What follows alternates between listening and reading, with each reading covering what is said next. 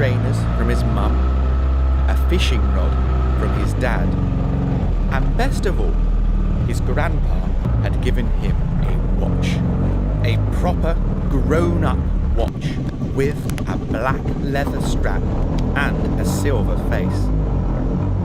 "You're a young man now," his grandpa said as Joe opened the box. 12 years old. Happy birthday." Joe said nothing.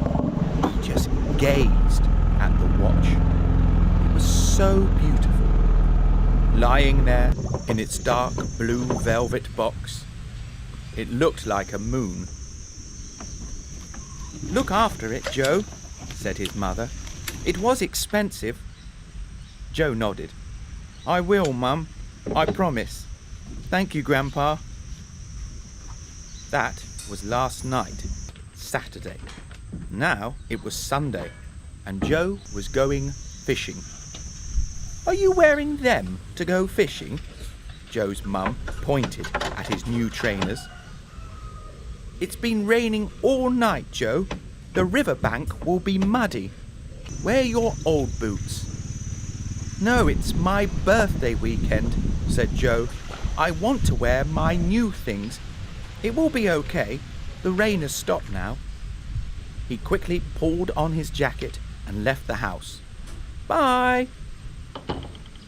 Joe was going on his own. His family lived in a quiet village. The river was just 2 minutes away from the house. He would be quite safe. Joe went down the lane and through a gate. He walked along a thin path to the riverbank. He knew a perfect place to fish. It was flat, like a little beach. He could stand really close to the water. Soon, he was there. The beach was empty. The only thing there was a huge white swan. It was out of the water. The swan hissed at Joe.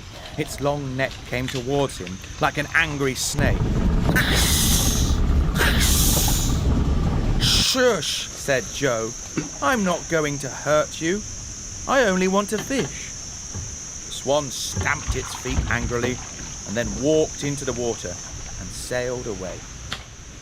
Joe was glad to see it go. Swans could be dangerous. They were very strong and their beaks were sharp. He didn't want to share the beach with one. Joe began to fish. He hooked a worm onto the end of the fishing line and cast it out. It landed in the water in exactly the right place. Joe grinned. What a wonderful fishing rod. An hour went by. Joe ate his sandwiches. He whistled. He fished. He was happy. But the sky was getting dark. The clouds were thick and grey. Rain. It began to fall. It was hard and heavy. "Go away," said Joe. "It's my birthday weekend. I want to fish." The rain didn't go away. It rained even harder. Another hour went by. The rain didn't stop. Joe was wet through, but he wouldn't go home.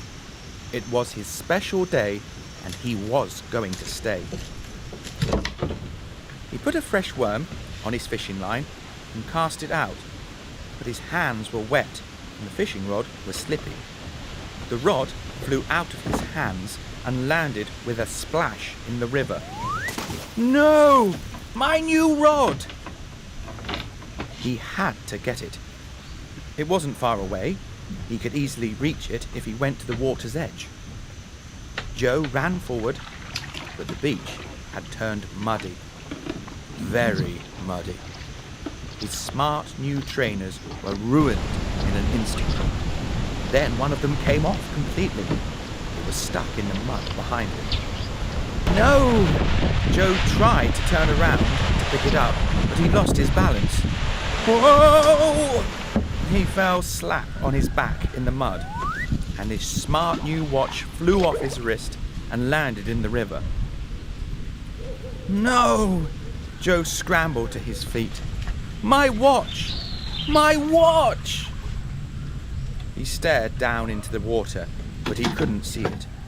And then he saw his fishing rod had gone. The river had carried it away. Joe couldn't believe his bad luck. His watch was gone, his fishing rod was gone, his trainers were brown with mud. This could not be any worse, he wailed. Then he saw the swan. It was coming back, still angry. Joe moved to safety, still holding his trainer in his hand. The swan began to feed. It dipped its head under the water and pulled at the weed. Its head came out again. Then it saw something in the water. Something shiny. Something silver.